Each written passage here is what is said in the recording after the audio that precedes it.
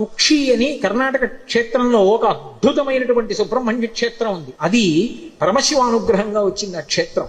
గరుత్మంతుడు ఒక రోజు మంచి ఆకలి మీద ఉన్నాడు. వాసుకి వెళ్ళిపోతున్నప్పుడు ఈ వాసుకుని చంపుదామని గరుత్మంతుడు వచ్చి తన రెక్కలతో కొట్టి వాడి ముక్కుతో గాడ వేశాడు. వేస్తే తన పడగలెత్తి ఆ పడగల మీద ఉన్నటువంటి మణుల యొక్క కాంతుల చేత కళ్ళు బైర్లు కమ్మేటట్టుగా గరుత్మంతుడి మీద కాంతి ప్రసరింపజేసి తన యొక్క పడగలతోటి కాట్లు వేశాడు వాసుకి. కానీ సహజ బలవంతుడైనటువంటి గరుత్మంతుడు ఆక్రమించబోయాడు.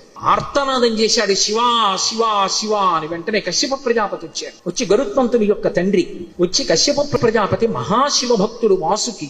అటువంటి వాసుకిని చెనకుతున్నావు శివా అని పిలుస్తున్నాడు. ప్రమాదం సంభవిస్తుంది. వెంటనే విడిచిపెట్టేసి వేరొక ప్రాంతాన్ని చెప్పాడు. ఆ ప్రాంతానికి వెళ్ళిపో, అక్కడ నీకు ఆహారం లభిస్తుంది, అక్కడికి వెళ్ళి తినమన్నాడు. ఆయన వెళ్ళిపోయాడు.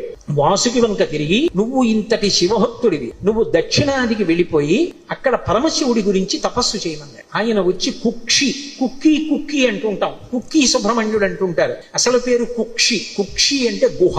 ఒక గుహలో కూర్చుని తపస్సు చేశాడు. తపస్సు చేస్తే పరమశివుడు ప్రత్యక్షమయ్యాడు. కలియుగంలో నా కుమారుడు సుబ్రహ్మణ్యుడు అవతారం చేసి ఇక్కడికి వస్తాడు. దర్పణ తీర్థంలో స్నానానికి వస్తాడు. అప్పుడు నిన్ను అనుగ్రహిస్తాడు, నువ్వు ఇక్కడే ఉండమని లింగ రూపంలో పిలిచాడు. వాసుకి అక్కడే చుట్టలు చుట్టుకుని ఉంటారు. అక్కడికి తర్వాతి కాలంలో సుబ్రహ్మణ్యుడు వచ్చి సుబ్రహ్మణ్య కళ్యాణం కూడా అక్కడ జరిగింది అని చెప్తారు. చర్మరోగాలు ఉన్న వాళ్ళందరూ ఆ క్షేత్రానికి వెళ్లి దర్శనం చేసుకుని దర్పణ తీర్థంలో స్నానం చేసి కొన్ని ప్రత్యేకమైన కార్యక్రమాలు అక్కడ చేస్తూ ఉంటారు. ఇప్పటికీ ఆ కుక్షి క్షేత్రం అంతరాలయంలోకి వెళ్ళడానికి కుదరదు. గరుడ స్తంభం ఉంటుంది, ఆ గరుడ స్తంభం వరకే వెళ్ళాలి. గరుడ స్తంభం దాటి వెళ్ళకూడదు. ఎందుకంటే లోపల వాసుకి ఉంటారు. ఆ వాసుకి యొక్క పడగలలోంచి విషపు గాలులు వస్తాయి. ఆ విషపు గాలి తగిలితే తేజోక్షయం అయిపోతుంది, ప్రాణములు కడంటిపోతాయి. అందుకని ఎవరిని అంతరాలయంలోకి వెళ్ళనివ్వరు. ఆ గరుడ స్తంభం వరకు నిలబడితే ఆ గరుడ స్తంభం ఈ విషపు గాలిని విరిచేస్తుంది. దాని వెనక నుంచి దర్శనం చెయ్యాలి. అంత గొప్పగా ఉన్నటువంటి కుక్షి తీర్థంలో శంకరుడి అనుగ్రహం మేరకే వాసుకి ఉన్నాడు.